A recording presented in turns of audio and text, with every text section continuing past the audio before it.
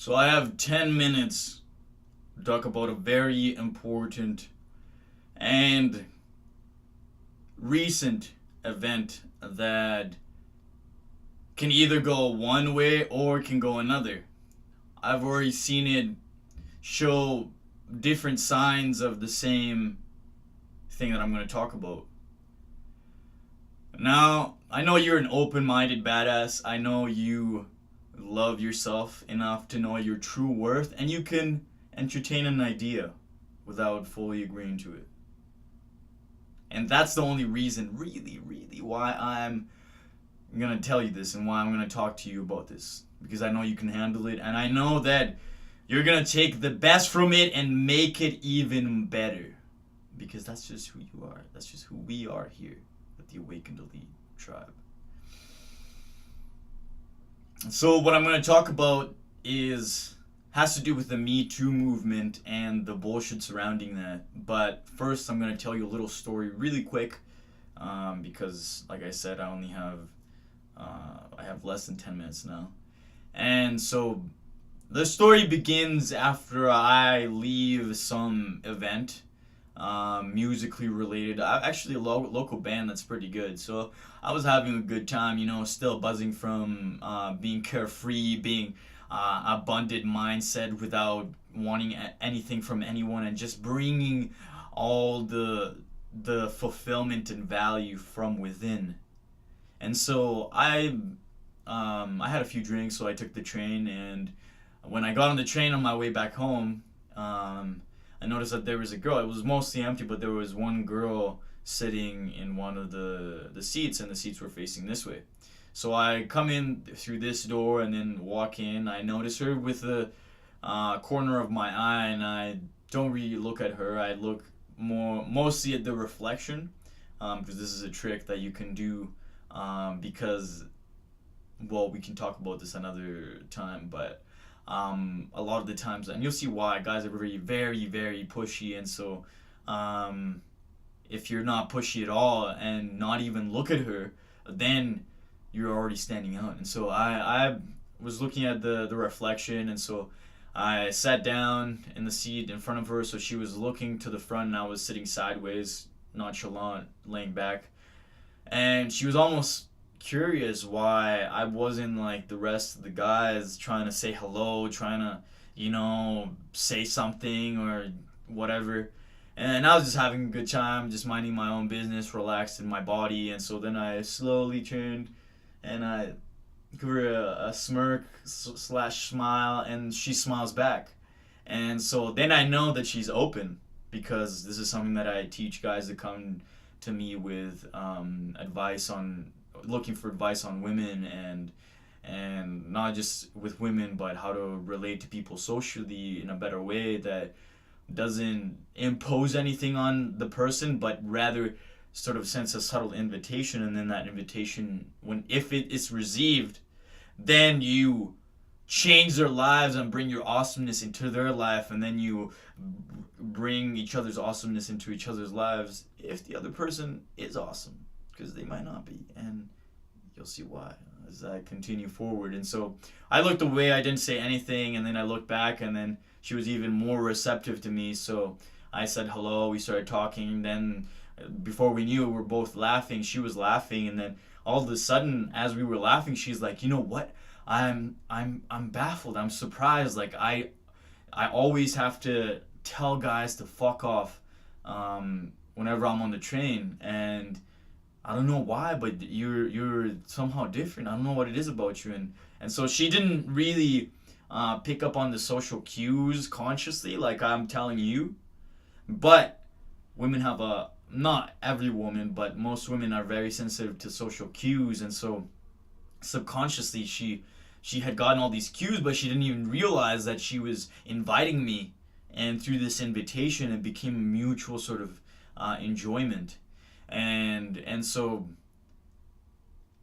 we got talking a little bit more, and I teased her, and she laughed, and it was banter back and forth, and then sometimes, and she was decently good looking, it wasn't like I wasn't interested necessarily, but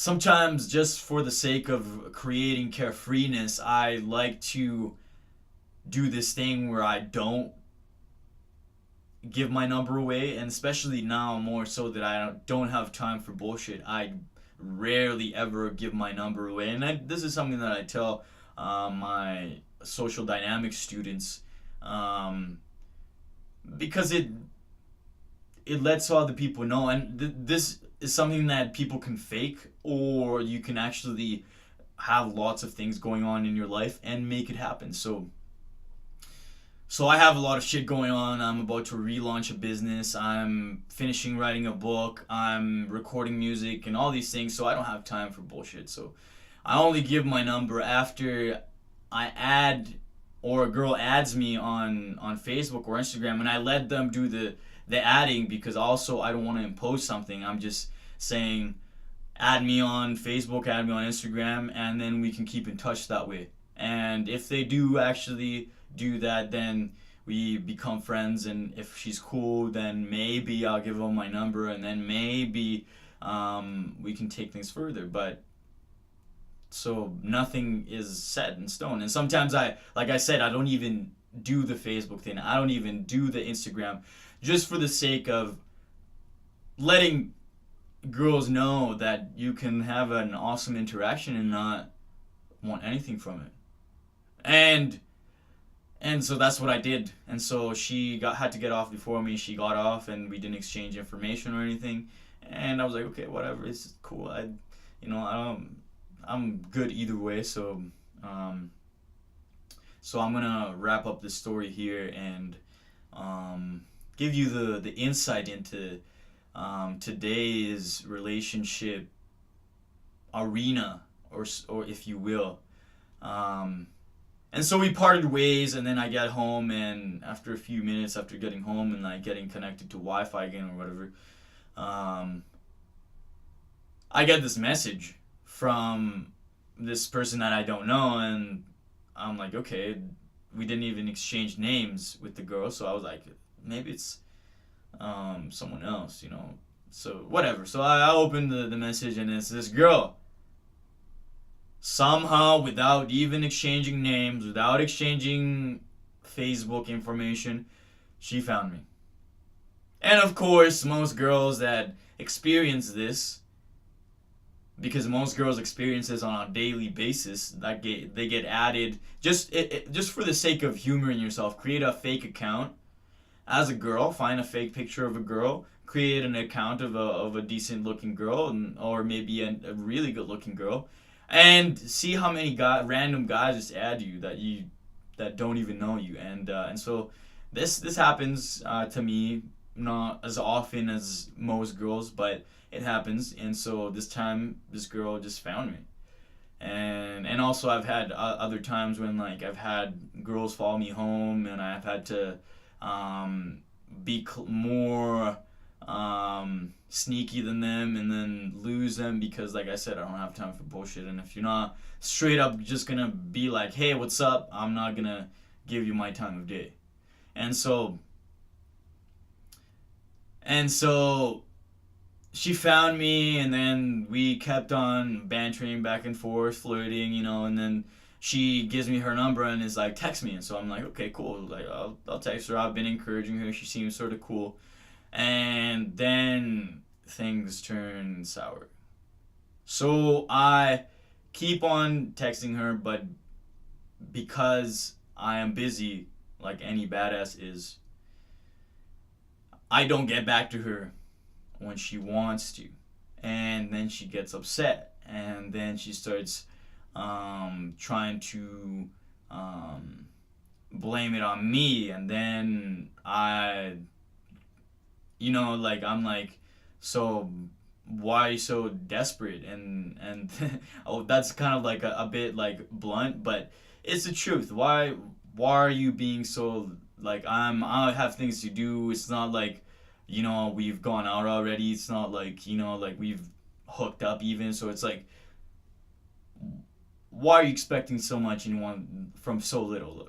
You know what I mean? And so like girls have to put up with this day in and day out. Sometimes my my good-looking friends have to make pseudonames on Facebook so that they can't be found. And even if they give their name away, they can't be found because they have a pseudonym. And so this girl starts to escalate in her attempt to emasculate me because I'm not man enough, apparently, because I'm not getting back to her on time. And she starts to call me names and all these things, trying to poke at me. And of course, I've grown enough to realize that that's her own shit. That's not my shit. So I let her down easy and just told her, like, I hope you find what you're looking for, but this isn't for me. And then she threw a few more shots and I just deleted her and never talked to her again. So the moral of this story is, just like men are not perfect, women are not perfect either. And even though we see more instances of men being the perpetrators, women can also sexually harass men. And so the thing about the Me Too movement, I think it's a great thing to raise awareness to this phenomenon that unfolds in society, and for us to realize that this goes on every day and more times than we realize. And the reason for that story is also to bring awareness to the fact that it's not just men. And I'm not excusing the men, because there's women out there that'll be like, oh, but you're excusing men's behavior, and so am I excusing this woman's behavior by saying that it's not necessarily her fault? Her husband died. In the little that we talked, she told me that. Her husband died. She's been widowed for a long time and she's been hurt. Her heart has been closed. And maybe, just maybe, because we're human and we're not perfect, that has something to do with the way that she treated me. And maybe the experiences that she's had in her life, the many men that have made her said fuck you and fuck off because you're imposing your shit on me without making this a mutual thing. Maybe, just maybe. And maybe the men that sexually harass women also have things in their lives that have led them to not be able to communicate their desires. And I'm not saying that this is the whole thing, but there is a narrative that keeps being perpetrated in many movies about the nice guy gets the girl eventually, and so, oh, it's a happy ending, he finally gets the girl. Bullshit. And this is why nice guys think that just spilling their heart out when they first meet a woman is the right thing to do, and also then get upset when the girl doesn't feel the same way, because that's not how things work. You have to build, if you have a vibe, that's good, but you have to get to know each other. You have to know like what kind of person this other person is in order for you to build something that nurtures each other, be it if it's just sexually, if it's just friendship, whatever it is. And so I just want to say that the point of the Me Too movement is not to demonize men, because I've heard a lot of, so this is the two ways that it can go. It can go into demonizing men, which is what I've seen a lot, which is where like a guy gives a girl a look and she says, oh my god, sexual harassment, hashtag sexual harassment. And it's like crying wolf, because it's not sexual harassment. Maybe you have been sexually harassed in the past and then it triggers PTSD, but that does not mean sexual harassment. At an instant in social media when a girl did that, and another woman spoke up before me and said, maybe he's just really bad at flirting. Maybe, who knows? The universe didn't make a man perfect. So he just looked and admired and said what he could in a kind of not very articulate way, or like things that make someone attractive that they're present, they're grounded, they're nonchalant, they're carefree, they're open to the environment, they're non-reactive. Those sort of things that make someone truly attractive. And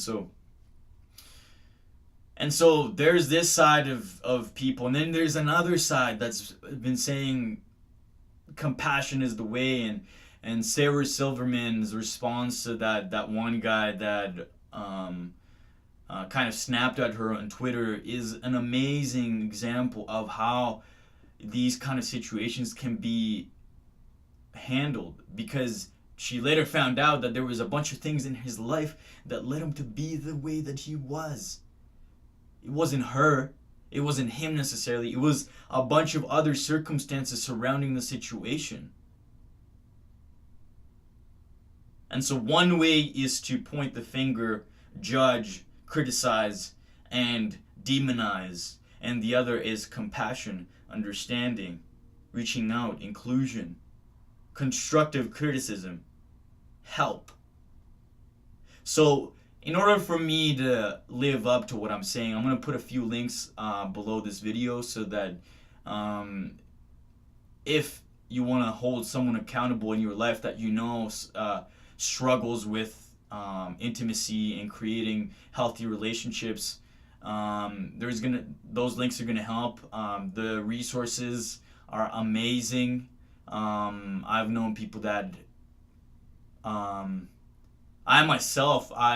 not like this amazing guy who like all these girls follow me home. I wasn't always that guy.